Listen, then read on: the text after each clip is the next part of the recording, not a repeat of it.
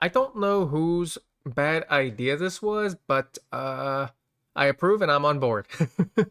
All right, so for those who don't know, Goji Center took the Ultimasaurus and analyzed the hell out of it and found out that the Ultimasaur was just not all that. Like, it just wasn't really that great. Like, at all, honestly. It had too much that just didn't, it had too much DNA in it that just wasn't compatible. So he took it and improved it and made the Ultima Imperatrix, or Ultimasaurus Imperatrix, yeah. Which is the Ultimasaurus, but improved to actually work. Unlike the original. Yeah. So, and in this video, he's going to take that bitch and he's going to put it on Isla Sorna, which, for those who don't know, that's the more dangerous island whenever it comes to the Jurassic Park universe, yeah. Because Isla Nublar is where the park was held at. Isla Sorna is where they kept the dinosaurs to, like, grow, I guess. I don't remember the original purpose from it. I just remember that they were just there to, like, grow up and live in the wild, I guess. Yeah. And, like, there was some science stuff, too, so they were probably doing a lot more stuff on there that I just don't remember. Yeah, I need to go rewatch the series. It'll be a fun rewatch. Anyways, we're gonna see if this thing can conquer Isla Sorna, and, yeah, it'll definitely go far. Yeah, I don't think anything's standing up to it. T-Rex, Spino, those are the biggest things that can probably try and stand up to it. I don't think they stand a chance, but, we'll see. So let's just jump right in now, shall we? The Ultima Imperatrix, the animal genetically engineered and made for stardom. Powerful enough to bring down theropods and sauropods alike. Made for the arena and spectacle of millions. Will this animal cut it in the wild? Today on Goji Center, we are bringing to light our first genetically modified hybrid dinosaur and spotlighting her biology, traits, and abilities to see if this new hybrid has what it takes to grow up and survive in Isla Sorna. Or might the would-be Empress find her reign derailed? They've already got a Jurassic World 2 mod for it. Or Jurassic World Evolution 2 mod for it. That's nice. The moment she hatched from an egg. It's time to find out. In a previous episode, we established that a dinosaur like the Ultima would be hypothetically brought to life during the beginning of the Jurassic Park era. At this point in time, the creation of any hybrid wouldn't have had the same kind of attunement and fine detail splicing the Indominus Rex had. The genetic components of Ultima Imperatrix would have been a total of 6. Few, but enough to create a juggernaut whose whole reason for existing was as a park attraction, not an animal that is meant to thrive in the wild. In today's scenario, we'll unleash a new hatchling into the wild. Shortly after the amalgam testing that took place after the event. I am curious about, like, what is its behavioral stuff like and everything? And I think about it because, well, like he said, and it was built for entertainment. So I guess it really is an interesting question to see how it would deal. Probably still deal very well, though. Yeah. Although I am curious about how its behavioral temperament will be, though. Then again, I probably already heard it and just forgot it. I don't know, we'll see. Events of the Lost World. The testing responsible for the creation of new creatures such as the Spinosaurus, Ankylosaurus, and the quilled raptors. Today, something raptors had the best raptor designs in the whole series. Like, the Spinosaurus, Ankylosaurus, and the quilled. This was the best velociraptor design in the whole series, and you cannot convince me otherwise. This is a badass design. Yeah, you can't convince me otherwise. Raptors. Today, something intended to live in captivity hatched shortly after the laboratory was evacuated. Something that was probably never meant to survive out here in the wild. But will life find a way?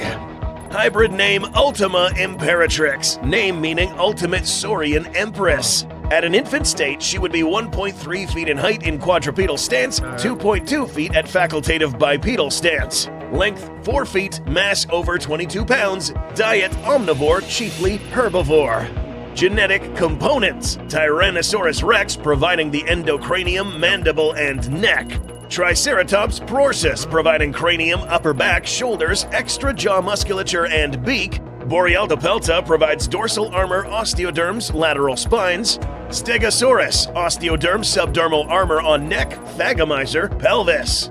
Ingentia prima, limbs, mobility, core, body, and Alamosaurus, air sacs, size, extra osteoderms, hind limbs, and pelvis.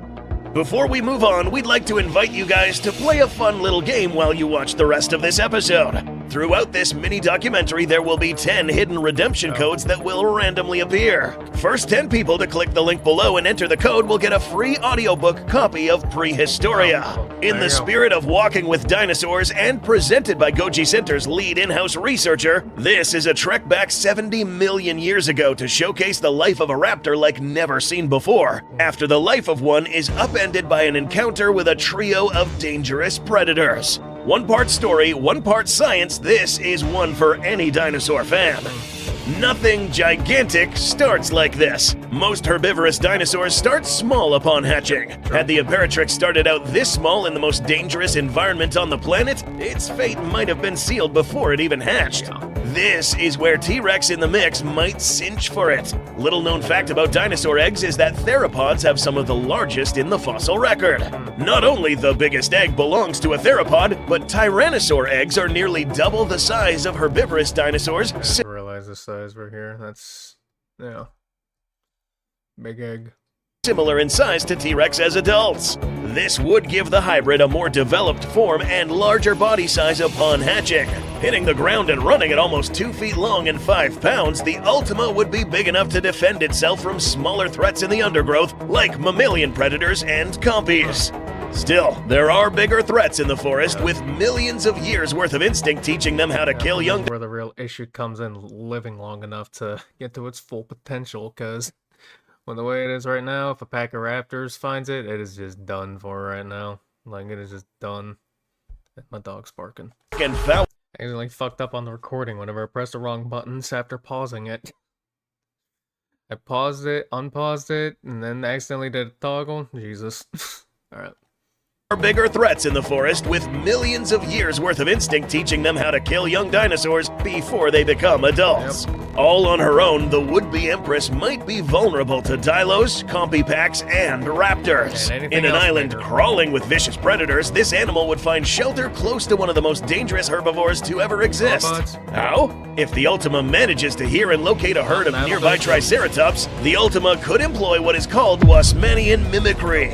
Mimicry is the act of imitating other animals or something else. Biological mimicry takes many forms, such as a fly pretending to be a wasp, or cheetah cubs resembling cantankerous honey badgers. Wasmanian mimicry is the kind where one pretends to be another to live amongst them. And I can definitely see the thing blending in very well with Triceratops, so yeah. In this case, the hybrid's budding horns and frill, useful for species identification, makes it look a lot like a young trike. And with Triceratops making up a decent amount of the hybrid's DNA, she could instinctively seek them out. Ceratopsian infants largely got their own food and moved about on their own, but were always protected by the adults. Baby Ultima will be just fine. If successful, Ultima now has a chance to grow up to be the most fierce combatant this island has ever seen. Growing up with the most aggressive and battle-adept herbivores will help in many ways. Locking horns and having sparring partners with other Triceratops will give Ultima plenty of experience on literally using her head. Because she will end up growing much larger than her Ceratopsian counterparts, in her adolescent years she might outgrow these strikes, taking part in both intraspecific combat and against other big carnivores. This kind of behavior, or a young dinosaur being raised by another species, is nothing new. Seen in nature today and known as brood parasites. Despite the name, this isn't always a bad thing. For instance, spotted cuckoo birds infamously lay their eggs in the nests of crows to be raised alongside the crow hatchlings. Only in this case, the toxic and foul-smelling defenses of the baby cuckoo end up protecting the crows that raise it. The hybrid in this case may be able to earn her keep. Sauropods like Ingentia and Alamosaurus. Hey, whenever it defends the pack from carnivores, it gets a snack too. So yeah. That make up a majority of her genetic composition have surprisingly good color and night vision, more so than most other herbivorous dinosaurs. Bolstered by T-Rex genes, the Ultima could act as a lookout and alert the herd of oncoming threats, which helps her out in the long run. And should a trike... It's like, it's getting ready to become the, oh, you know, like, remember how the Indominus commanded the Raptor pack. Just imagining this fucker becoming the leader of the trike herd and then commanding the whole fucking herd. So not only is he just a giant badass dinosaur, he's got a whole ass trike herd with it too. Jesus. Or an attacker die from battle, the Ultima would have plenty of food managing that carcass. For those that may think this behavior is a bit bizarre and will likely spook the trikes, know that these two were known to supplement their diet with meat. So the mere act of eating a dead Ceratosaurus foolish enough to attack the herd won't really spook any trikes. There is a problem. Like any hybrid, any advantage will bring in disadvantages. We just talked about how T-Rex makes up a considerable chunk of this animal's brain, and after becoming large enough and brain more developed, coexisting with what is instinctively a prey animal and a mortal enemy species in the wild will be increasingly difficult. With random... I guess we'll have to rule out him ruling the pack then. Or herd, I guess, yeah. Or it could just rule it, but just be extremely dominant and be like, oh, instead of, you know... Instead of kicking you out of the herd, I'm just going to straight up eat your ass. I'm going to turn you into a snack. But that's probably not going to happen with the way this is going. Yeah. Bursts of aggressive behavior, the other trikes will begin to keep their distance and eventually begin to shun the Ultima away. Coincidentally, it is around this age where young Triceratops would take off on their own. And fortunately for the Empress, in progress, her modified accelerated growth rate granted her a corporal build large enough to fend off against a good majority of the animals in this island already. Feeding on vegetation and any corpses she runs into, it won't take long for Sorna to begin shaking from footfalls of rumbling earth. Ultima Imperatrix, adult form, 20 feet tall in quadrupedal stance, 32 feet tall in facultative bipedal stance. Like, just the fucking size difference between this and humans, like, Jesus Christ. 60 feet, weight up to 18 tons. So, to talk about the part we've all been waiting for, let's discuss her weapons. The Ultima Imperatrix, upon reaching her full size, is literally armed head to toe and back with weaponry. This animal, as discussed already, is composed of animals who can be put into groups depending on their fight methodology. Both the Triceratops and T-Rex were used to using both their brow horns or lacrimal bones for blunt impacts, and both with an outstanding bite. Both Borealopelta and Stegosaurus may have used their tails for offense. Not to mention Ingentia Prima and Alamosaurus being sauropods who may have used their tails and even their front limbs for intraspecies combat. Using these creatures with similar attack methodologies will cause less confusion and lessen split instincts during combat, like in the case of the Ultimasaurus, where the genetic contributors fought very differently. Starting at the business end of the now Empress, the head and neck alone of the Ultima would likely weigh nearly 2.6 tons. Just getting bashed or headbutt by this cranium is like getting a Ford F-150 truck of the same weight thrown at you. The jaw strength like God, imagine putting this thing in like a Jurassic Park movie. Or a Jurassic World movie, I guess. Like, Jesus Christ. Like, you thought that scene with the Indominus tearing apart that,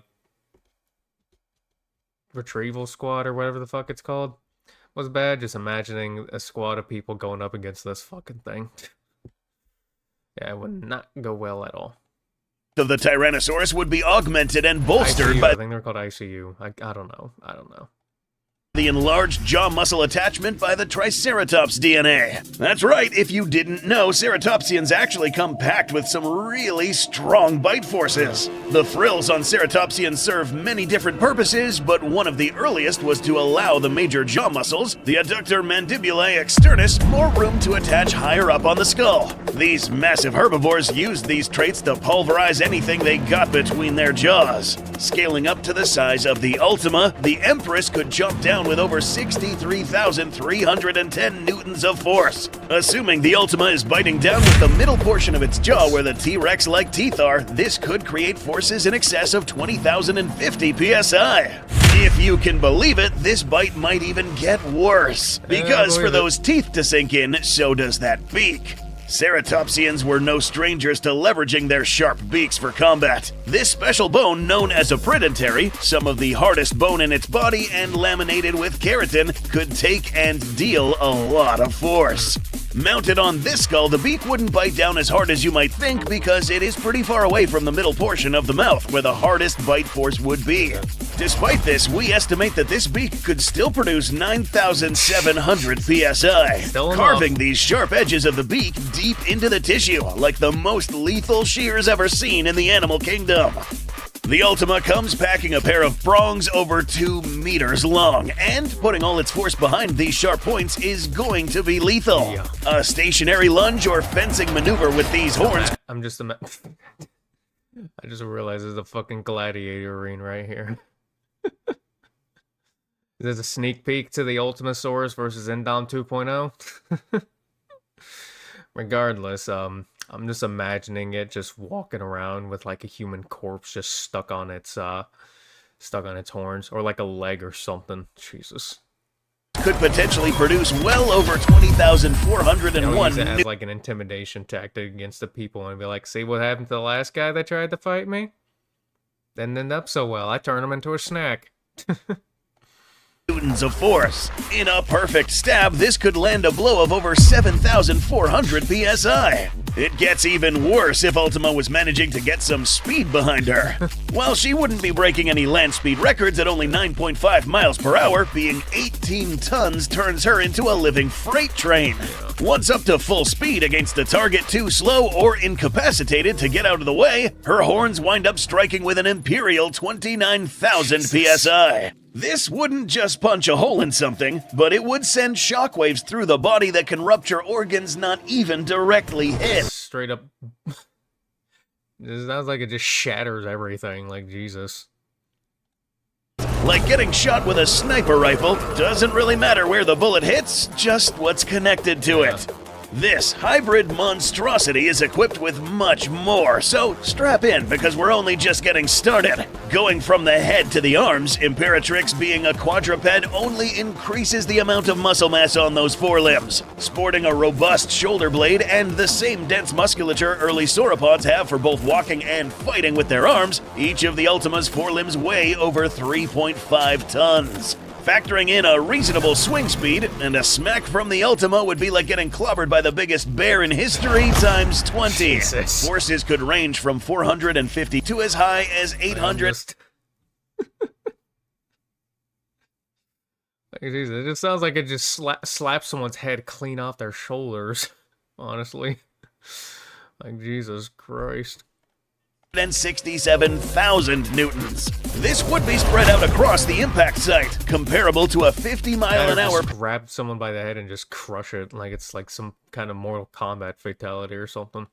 Pickup truck crash. If this talon on the thumb, almost 4 feet long thanks to the Ingentia DNA, makes contact, those numbers and the rending injuries that followed could be catastrophically worse. Any unlucky victim that gets in range would be smacked, grabbed, shoved to the ground, gouged, and crushed. Jesus Christ, go back, I want to say that again. Man, shut your bitch ass up. That gets in range would be smacked, Jesus Christ. Literally bitch slapped it to death. Oh my god. I haven't read it, but this reminds me of Moist Critical's God Slap. I don't know what it's about. I just know it has like a bunch of slaps in it. And this is just what it reminded me of. Jesus Christ. Grabbed, shoved to the ground, gouged, and crushed. We'll continue down to the body of the Ultima. The armory itself on this animal is an asset all on its own. Ankylosaurus might be the most famous armored dinosaur, but its smaller relatives like Borealopelta put it to shame. Really? Called a nodosaur, these were cousins of the Ankylosaurus that sported drastically thicker armor, upwards of 6 inches thick in this comparatively tiny dinosaur. Research by Michael Habib shows that nodosaur armor is layered multiple times over by sheets of keratin, bone, and underlying fibers woven under the skin. Together, this thick armor acts like hardened plates on top and Kevlar on the bottom. At Ultima size, the scaled-up version of this armor would mean that not even the mighty bite of a T-Rex would be capable of biting through. It'd be painful to bite it on the top. Like, Jesus. Which could be up to 2 feet deep in some spots. Down in the underbelly, we have the armored Titanosaur coming in, Ultimasaurus. Underneath the hide on the flanks and belly are a fine mesh of smaller nodules of bone and dense fibers, acting like a layer of Kevlar and chainmail to protect the undercarriage. Between these and thick gastralia, effectively doubling the ribcage, the Empress is armored above and below. Lining the sides of the hybrid's armor are those formidable spikes, perfect for discouraging a flanking attacker or shoving into a foe when brawling. With some of the longest being over a meter long, these bladed spikes can potentially trap and scissor anything that gets caught between them when the spikes slide past each other. This is especially true on the tail, sporting a battery of spines that are much more effective at a larger size than other options like a tail club. The added height and longer tail thanks to the Ultimasaurus additive means that this quasi-thagomizer has a reach of over 8 meters with spikes over 1.5 meters long. With it able to whip back and forth surprisingly fast, this makes approaching the hybrid from the flanks extremely risky. And we've already covered how bad of an idea it is to get in front of it anyways. What would all this weaponry be used on? Much of Site B is not going to be happy about that answer, both carnivore and herbivore alike. There's a few reasons why we mentioned the motherfucker. Yeah, and the motherfucker is strapped with all types of weaponry. That this animal isn't really meant for living in the wild. Fueling a body like this needs a lot of food. Research on dinosaur metabolism, modern and extinct, will give us some insight as to how much the Empress needs to eat. For every kilogram of body mass, this hybrid would need Is this thing gonna be like a natural fuck you to the ecosystem as well? to eat between 25 and 30 calories of food. And with a mass of over 18,000 kilos, that translates to somewhere between 450,000 and 576,000 calories of food daily. Recall that this animal is mostly herbivorous, with around 70% of its diet being greenery. Thankfully, Sorna has nothing but a bounty of food to offer, likely inhabited by native farmers and then later built upon by InGen. There are a lot of feral crops and high-calorie prehistoric plants all over the island. Breadfruit, a common staple across the Pacific, fueled Maori explorers for centuries before it spread across Latin America. Just one contains 2,200 easily digested calories. But the other 30% is bloody business. Surely you want to hear how Imperatrix acquires this portion of her diet.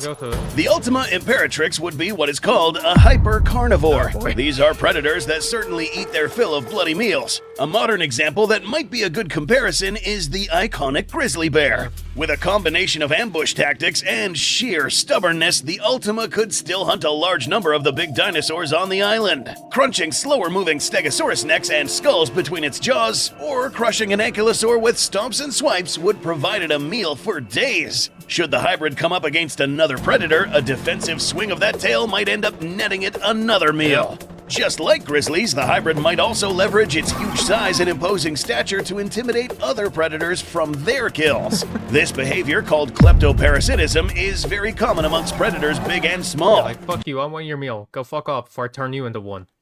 Just like grizzlies, a good chunk of the Ultima's meaty calories might come from bullying other carnivores off their kills.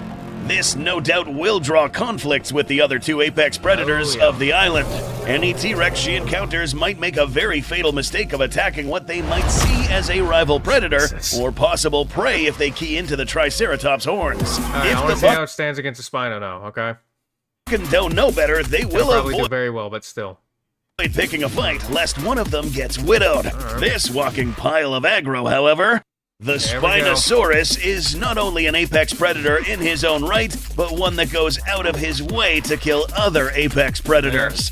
Eric Kirby's observations and a rumored cut Sorna sequence from Camp Cretaceous makes it very clear that this is one dinosaur who goes looking for a fight. This is one fight where the Spino's typical key advantage, weight, is reversed. Ultima is too armored for the sailback's claws and teeth to do much damage. Even a late adolescent Ultima would be able to have a decent decent chance against an aggressive Spinosaurus. Given her weight and a heavily armored body would make it a risky move to get anywhere near an intelligent animal with many weapons at her disposal. Yeah, you can see why this might not end up too well for the Spino. If it shows the sense it did when confronted by fire or a triumphant T-Rex duo, it too will run after failing to kill the Ultima. I like it. This leaves the Imperatrix with a run of the Ultima doesn't kill it first.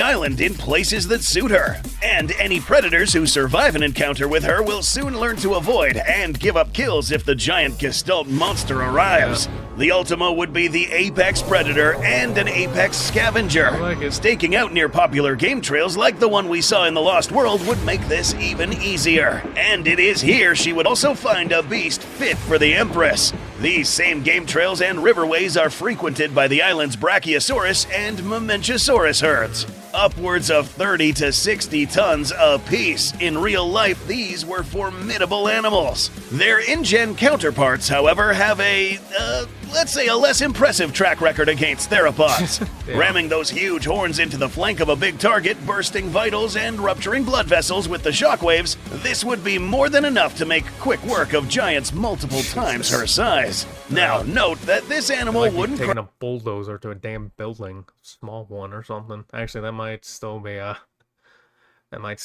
bit of an understatement, but no. Crash the entire ecosystem by recklessly killing, but it would be a dominant presence anywhere it went. Yeah. This animal of sheer size, whose purpose is to be an entertainment combat animal, may have been able to settle into this ecosystem quite easily. Oh, yeah. Her reign, however, might find itself challenged in a scenario where another hybrid devastated Isla Nublar. Another hybrid who, by accident or searching for new domains, arrived on the shores of Site B. I'm excited for when that happens. The Ultimasaurus versus the Indominus 2.0. I'm excited for when that happens. I like the one of the comments I looked in. I was looking through the comments and someone already used this Star Wars memes. The Triceratops. You're supposed to destroy the carnivores, not join them. Love it. But yeah, looks like the Ultimasaurus would go in pretty well with Isla Sorna and be an even dangerous predator than the Spinosaur, which is not too surprising. Yeah, because I mean, just yeah. Yeah. And as for that fight, that's eventually going to happen between the Ultimasaur and Imperatrix versus Indom 2.0. I don't know who's going to win it, but it's definitely going to be interesting as hell. And I'm willing to bet it will be a very, very close fight, regardless of who wins. I think. I could be wrong about that. Because if you want to know who I think would win, I'm going to give it to the Ultimasaur. But we'll see what happens. Yeah. Anyways, I'm going to go and end the video now. So if you enjoyed it, check out the original one, which will be linked in the description below. Don't forget to like, comment, subscribe. Have a good day, and I'll see you in the next one. Goodbye.